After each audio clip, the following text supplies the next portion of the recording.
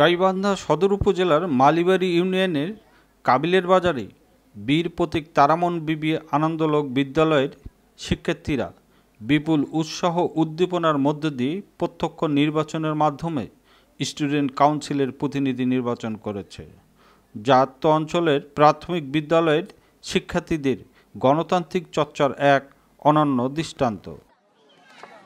যে বাচ্চারা তো আসলে ভোট সম্পর্কে জানে না, তারা ভোট সম্পর্কে শুধু জানে যে মাইক রাস্তায় ঘুরে বেড়ানো, বাজারে চা নাস্তা খাওয়া এবং ভোট দেওয়া, এতটুকুই জানে।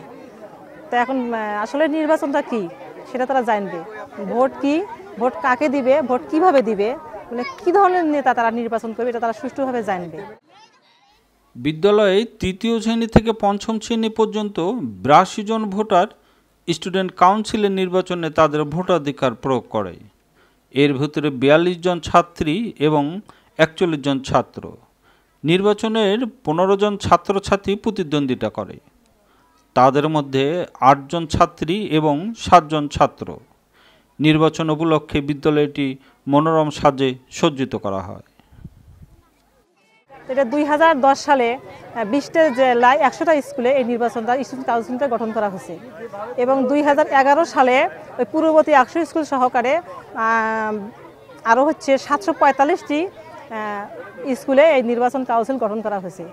এখন সরকার থেকে বলা হয়েছে যে সমস্ত বাংলাদেশের প্রতিটা স্কুলে এই নির্বাচনটা সুষ্ঠুভাবে হবে।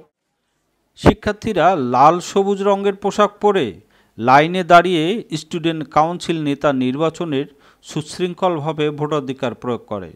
ভোট গ্রহণের জন্য রঙিন ব্যালট পেপার, ভোটার তালিকা, স্বচ্ছ ব্যালট বক্স, ভোট দেওয়ার জন্য গোপন কক্ষও সেখানে পরিলক্ষিত হয়। এছাড়া সুষ্ঠুভাবে ভোট গ্রহণের জন্য শিক্ষার্থীরাই মেধাবী ছাত্রছাত্রীদের মধ্য থেকে নির্বাচন commissioner, presiding officer, pulling officer, নিরাপত্তার জন্য নিরাপত্তা কর্মীও নির্বাচিত করা হয়, যারা ভোট পরিচালনা এবং গণনা করে নিরপেক্ষভাবে ফলাফল প্রকাশ করে। এমনকি ভোট গ্রহণকালে প্রতিটি প্রার্থীর পক্ষে একজন করে পুলিং এজেন্টও সেখানে দায়িত্ব পালন করে। আজকে আমাদের এখানে স্টুডেন্ট কাউন্সিল নির্বাচন, ভোট দিয়ে আমার খুব ভালো লাগতেছে। স্থানীয় অভিভাবক এবং গ্রামবাসীরাও উৎসাহ উদ্দীপনার সাথে তারামন বিবি আনন্দলোক বিদ্যালয় এই স্টুডেন্ট কাউন্সিলের নির্বাচন পর্যবেক্ষণ করেন।